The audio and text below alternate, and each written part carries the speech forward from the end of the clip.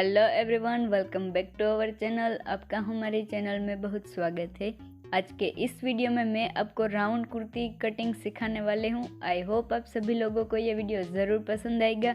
तो चलिए वीडियो को कंटिन्यू करते हैं।